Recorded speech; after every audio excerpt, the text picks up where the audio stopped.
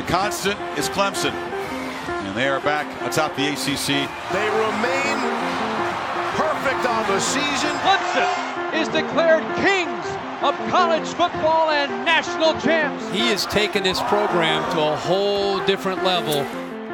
To appreciate what Dabo Swinney has become and what he has built, go back to his improbable beginning 10 years ago. I was 38 years old, and I knew I was going to be a head coach from the day I got into coaching, and I planned to be a head coach. I started preparing to be a head coach, not knowing when I was going to get the opportunity, and it's been an amazing journey. 10 years ago, Tommy Bowden's 10th season as Clemson head coach, the future looked bright. Sky-high expectations going into 2008. Tommy Bowden has finally made Clemson football cool again. We were a top 10 team in the preseason poll. Fan base was thinking ACC championship, quite frankly. 6 games later, the team was 3-3. On October 13th, Clemson's future changed when its athletic director walked into a Monday staff meeting. Terry Don Phillips told the staff that he'd had a discussion with Tommy. He was no longer going to be the coach, and that Dabo was going to be the interim coach. But he had not told Dabo that beforehand. I just had this really sick feeling come over my whole body, to be honest with you, because I didn't have any positive thoughts. I didn't have any expectation that I even had a chance. I never even crossed my mind until I met with him.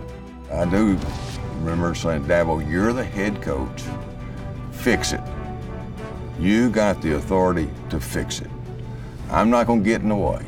You have a shot at this job. A wide receivers coach who'd never been a coordinator, let alone headed a program, Swinney collected himself in an unlikely place.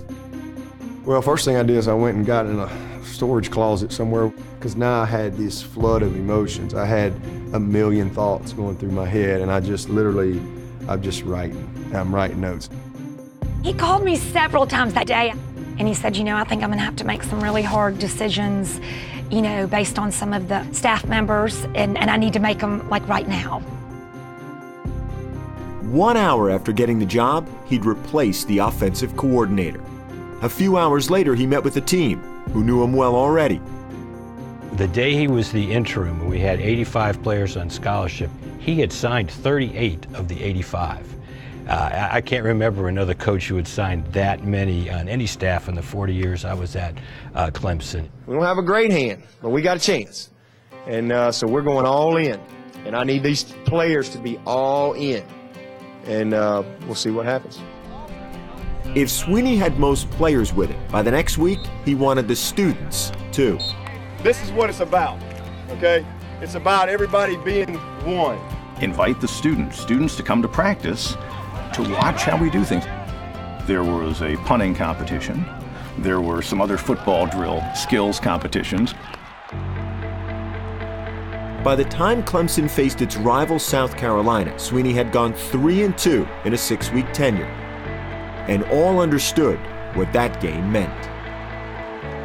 I'll go to my grave feeling he had to win that game or he would not be the head coach. We really felt like, everything was at stake, at least as far as our football future at Clemson. We felt like if he won that game, that he was going to get an opportunity. 2 days after that win, Clemson made it official. I'd like to tell everybody to dream big and to believe, because dreams do come true. And today, I'm very humbled that one of my dreams has come true. 114 wins, 8 straight seasons of 10 wins or more, a chance to win a second national title in 3 years, 7 weeks that led to 10 years, 10 years ago. Who knew? Years from now, when Dabo Swinney's retired, they'll probably build a statue to him at Clemson. When they do, they should put a smaller little statue behind him to Terry Don Phillips. I really believe that given enough time that he would be the kind of coach that you would want. We wanted to just get better and have a program that compete with anybody. And we went a little beyond that.